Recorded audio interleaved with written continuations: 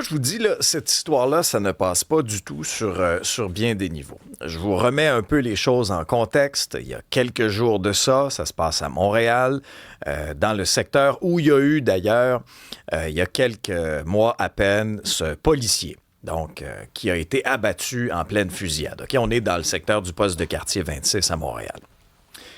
Dans la nuit de dimanche à lundi, au petit matin, vers 2 heures, il y a 2 policières du SPVM, OK, qui interceptent, selon ce que nous raconte Maxime Delan dans les pages du journal ce matin, 4 individus. OK? C'est banal, là. Ils sont sur une trottinette. Puis bref, vous voyez le genre, là, c'est rien de majeur. OK? Ils circulaient sans casque, sur une seule trottinette électrique. On est dans le quartier Villeray, sur la rue Mistral. Intervention de routine, banale. Il n'y a aucune raison que ça dégénère, cette affaire-là. Mais là, les 2 des 4, c'était des hommes, résistent à leur interpellation, frappent les policières, désarment une des policières, s'empare de son bâton télescopique. Est-ce qu'il s'en est servi ou non pour frapper les policières? On n'a pas le fin de l'histoire dans cette histoire-là, mais je veux dire, ils s'en sont pris physiquement aux policières. Il y avait 2 jeunes femmes avec les 2 suspects en question. Elles auraient aussi participé à l'échauffourée, selon ce que le collègue Max Delan nous raconte.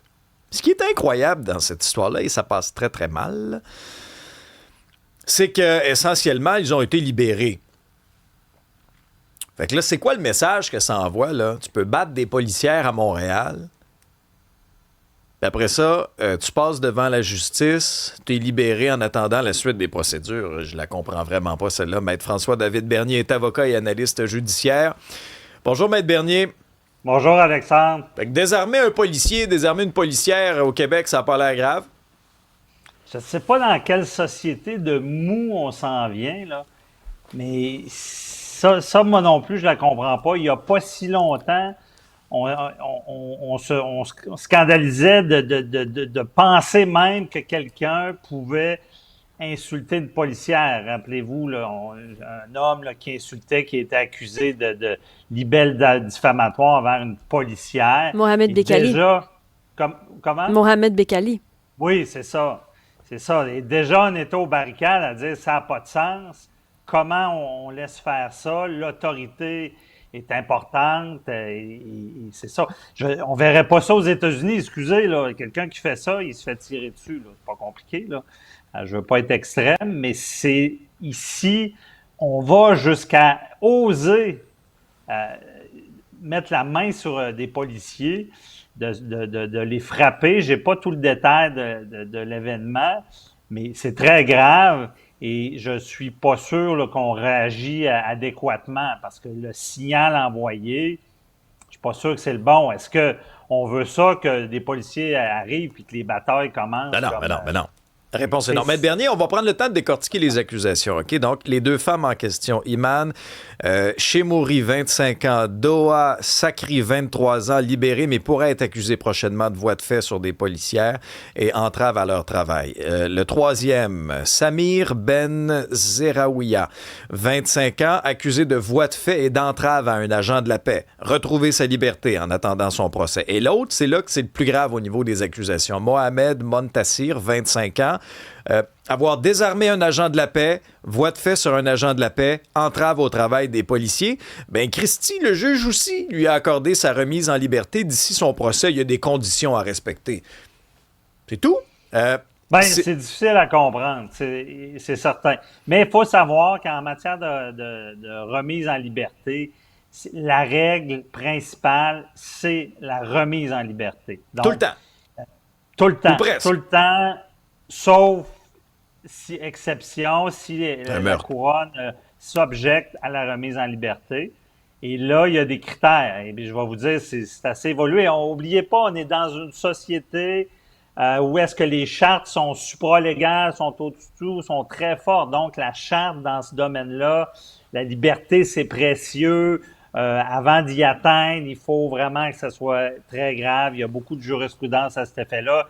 Il y a la charte qui prévoit qu'on a le droit à notre liberté. Donc, c'est avec ça que les juges doivent jongler. Et à cet effet-là, il y a des décisions, là, c'est des centaines de pages, décisions Rondeau, par exemple, où est-ce qu'on détermine comment qu'on remet quelqu'un en liberté, est-ce qu'il est dangereux?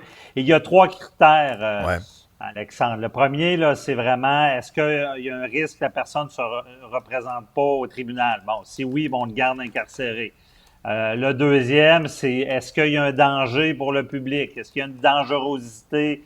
Est-ce que si on remet en liberté, il y a une certitude que l'infraction va recommencer, puis ça met des personnes en danger?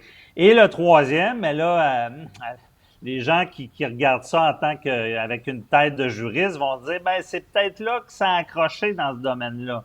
Le troisième, c'est la confiance du public. Est-ce qu'on va atteindre la confiance du public dans notre système? Ben, il me semble, M. Bernier, ce critère-là, on l'a pas, là. Je comprends pas pourquoi ils sont remis en liberté. Le message que ça envoie, là, c'est que tu peux battre des policières au Québec.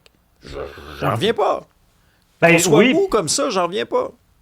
Ben, c'est certain que oui, parce que d'habitude, puis en tout cas, watch out au procès, parce qu'il n'y a pas grand juge qui accepte ça. Là. Ça va être aggravant à l'extrême. Mais encore une fois, je trouve que notre code criminel protège pas tant les policiers. Et c'est pas, on voit pas de cas disant, hey, t'as agressé on voit pas d'article, pardon, t'as agressé un policier, puis là, oh, tu tombes dans une autre braquette de peine. Là. Oui, il y a une infraction spécifique pour tenter de désarmer, puis c'est 5 ans maximum qui est possible d'emprisonnement, ça peut être par voie sommaire, mais évidemment, c'est sûr qu'à procès, là, le juge va voir ça comme une circonstance aggravante extrême, et je suis certain qu'au procès, s'il y a condamnation, s'il y a une peine, le juge va le dire. On doit envoyer un exemple. Ouais. Mais dernier, avant d'aller aux réactions sur la messagerie avec Isabelle, je veux vous lire la réaction du SPVM dans un courriel, de l'article de Max Delan. Je les cite. Cet événement fera l'objet d'un suivi par notre organisation. Le service de police reconnaît les défis auxquels les policières et les policiers font face quotidiennement dans l'accomplissement de leur mission et leur engagement à faire de Montréal une ville sécuritaire. Pourquoi le chef de la guerre n'est pas sorti là-dessus? Pourquoi la fraternité des policiers-policières n'est pas sortie là-dessus en disant, là, on met notre pied à terre, là, des policières qui se font battre à Montréal, ça ne passe pas. On ne s'en prend pas aux forces de l'ordre, le respect des femmes, le respect de l'uniforme, des valeurs importantes au Québec, pas un courriel plate, une sortie musclée.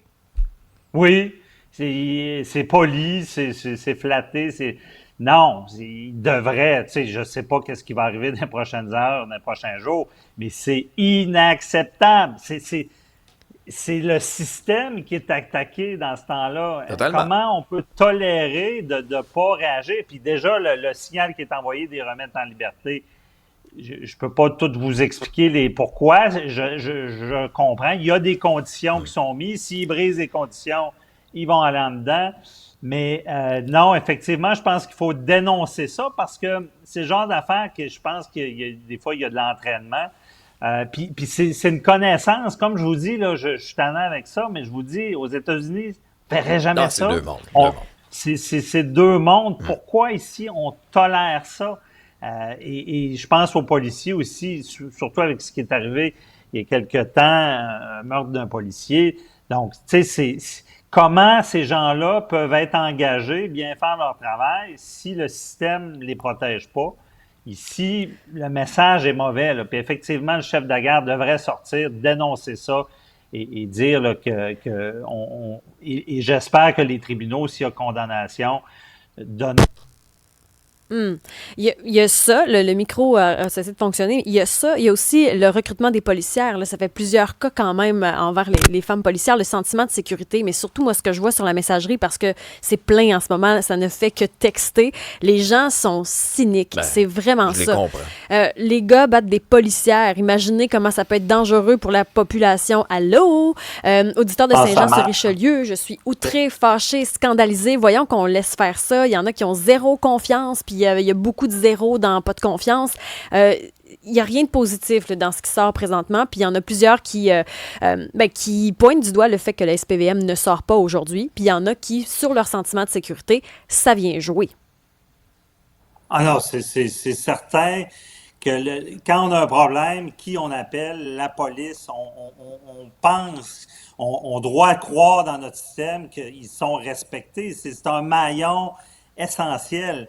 Tantôt, je pense que mon micro a coupé, c'est ce que je disais, c'est que les juges doivent donner des peines exemplaires en cette matière, parce que sinon, il n'y a rien qui fonctionne. Et il n'y a pas si longtemps, il y a eu un meurtre de policier.